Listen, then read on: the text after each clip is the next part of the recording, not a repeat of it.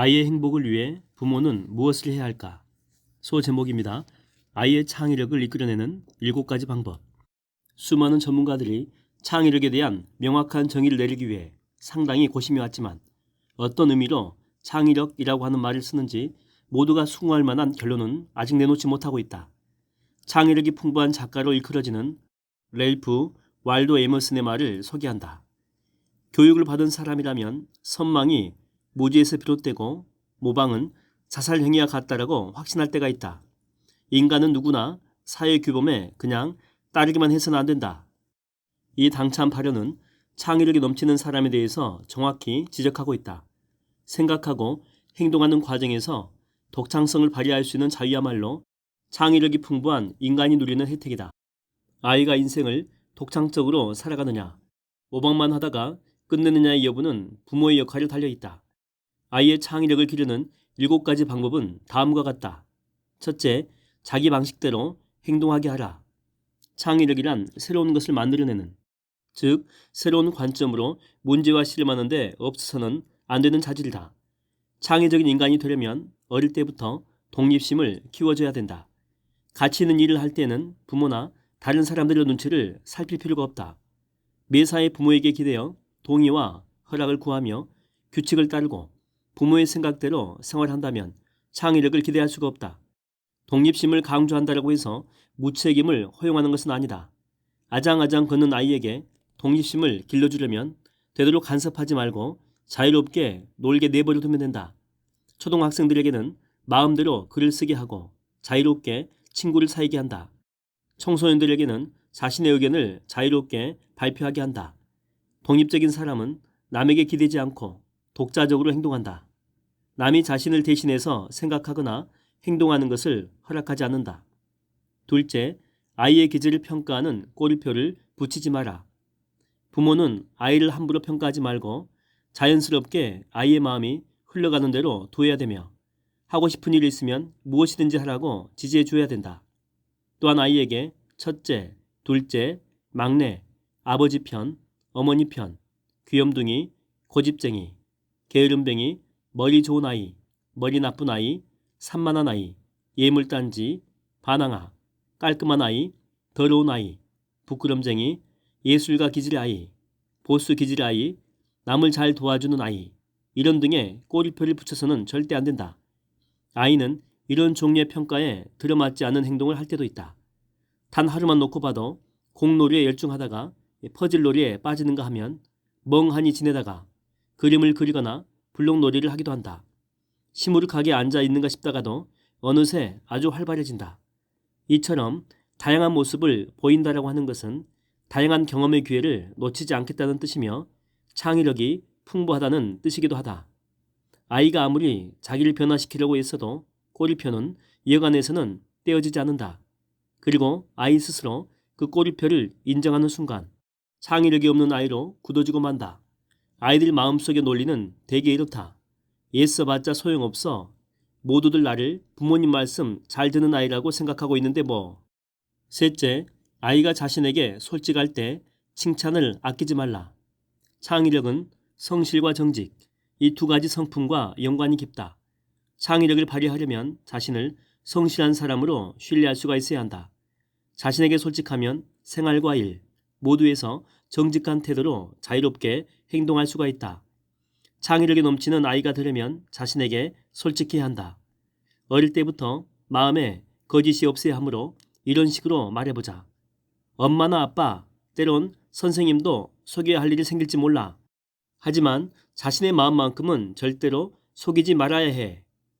아무런 불안감 없이 부모나 다른 사람의 눈치를 보지 않고 정직하게 자신과 마주본다면 아이는 자기 자신을 믿게 된다.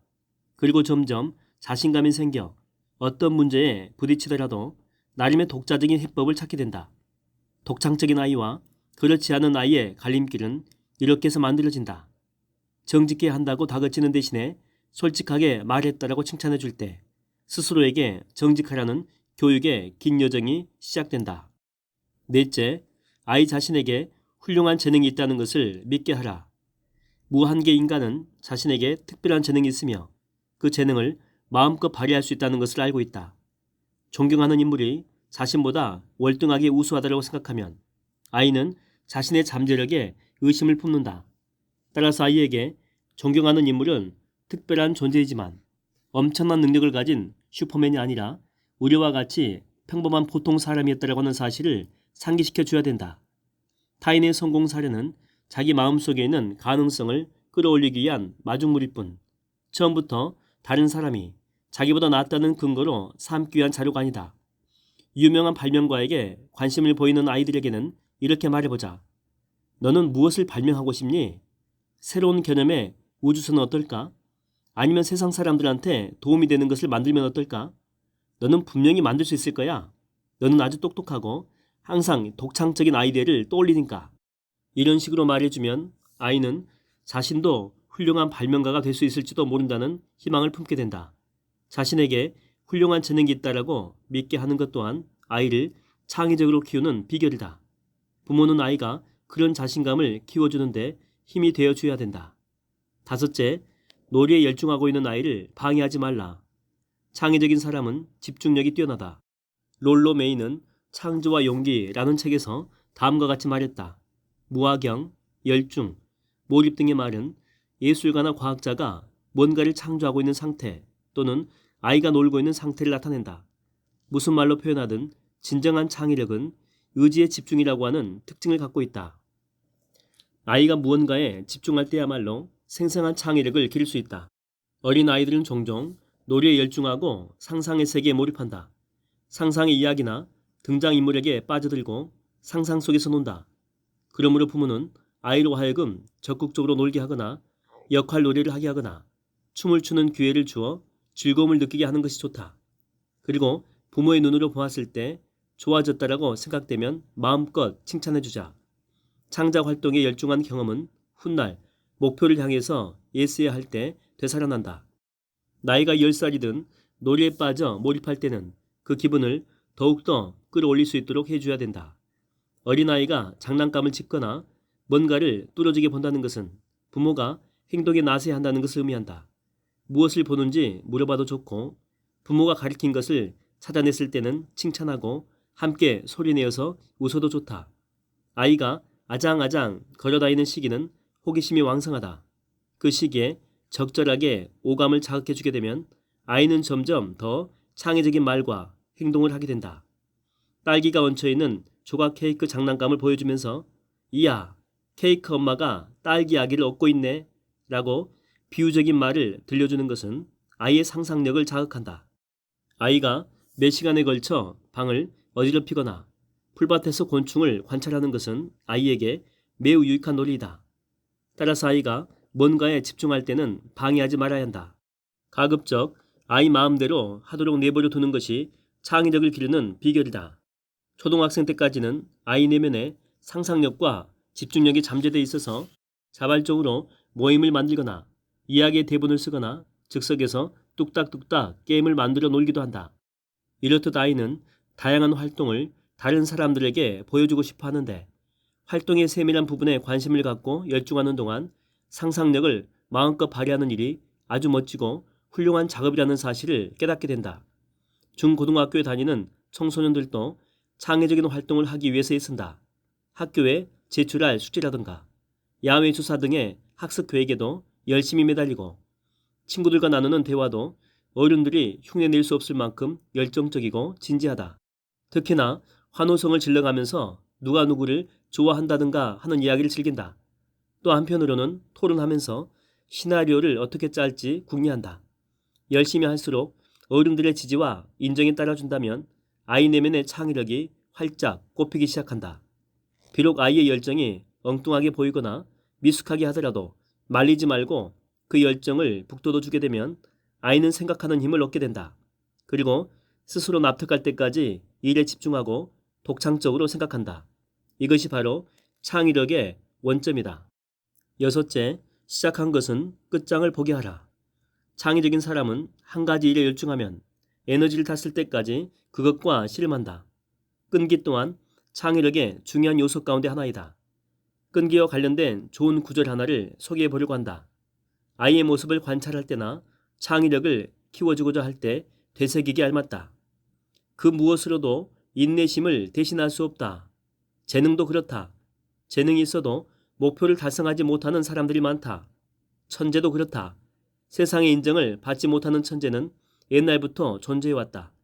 교육도 그렇다. 교육을 많이 받았다라고 할지라도 인생에 낙오한 사람들이 세상에는 넘쳐 흐르지 않는가. 결국 강한 인내심과 의지만이 모든 것을 이룰 수 있게 한다. 아이의 끈기를 길러줄 수 있는 사람은 부모다. 아이에게 중요한 일을 하면 도중에 포기하지 않게 독려해야 한다. 몰라서 힘든 것뿐이야. 한 조각 한 조각 자리를 찾다 보면 퍼즐이 완성하게 될 거야. 라는 조언이 아이에게는 큰 격려가 된다. 아이가 독창적인 방법으로 해결책을 찾을 수 있게 권유해보자. 틀림없이 답을 찾을 수가 있어. 포기하지 말고 조금 생각을 바꾸어서 해보면 어떨까? 훌륭한 축구 선수가 될 거야. 30분만 더 연습해보자. 머지않아서 왼발로도 볼을 자유자재로 다릴 수가 있을걸? 재즈반에 10주간 다니기로 했잖아. 조금만 더 노력해서 배워보자. 그러고도 그만두고 싶다면 그렇게 해. 테니스 레슨을 신청했으면 그만두지 말고 계속해봐. 테니스에서는 최선을 다하는 것이 정말 중요해. 게다가 너는 재능도 있잖아. 끈기 있게 한번 해보자. 일단 아이의 몸에 끈기가 배면 어른이 되어서 중요한 일을 할 때도 도움이 될 뿐만 아니라 창의력을 마음껏 발휘할 수 있게 된다. 일곱째, 왜라는 물음에는 반대 질문으로 자극을 주어라. 창의적인 아이는 독창성을 발휘하고 독창적인 사고를 할 줄 안다.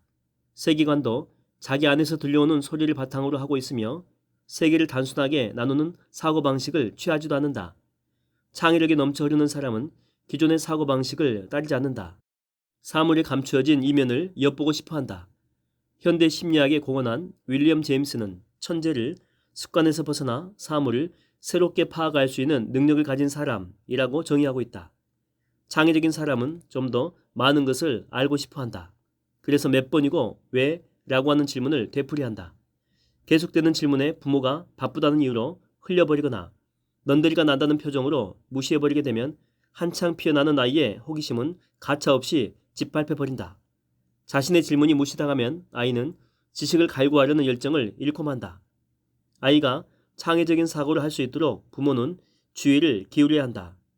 그리고 아이의 계속되는 질문에 대답할 수가 없을 때는 당당하게 모른다라고 하자. 아이의 질문을 흐지부지해 버리는 것보다는 그것이 훨씬 낫기 때문이다. 창의력을 키우기 위해서는 다른 사람의 의견을 추종하기보다는 먼저 질문을 하고 의문이 생기게 되면 해결하려고 노력해야 한다. 부모의 역할은 아이의 의문을 부추기고 도중에 그만두지 못하게 하는 데 있다. 세상의 모든 것에 의문의 돋보기를 들이대보고 다른 사람들의 다양한 의견을 찾아서 검토해보는 것은 창의적 인간의 인생관이 만들어지는 첫걸음이다. 어린아이는 깨어있는 동안 내내 왜를 연발하게 된다.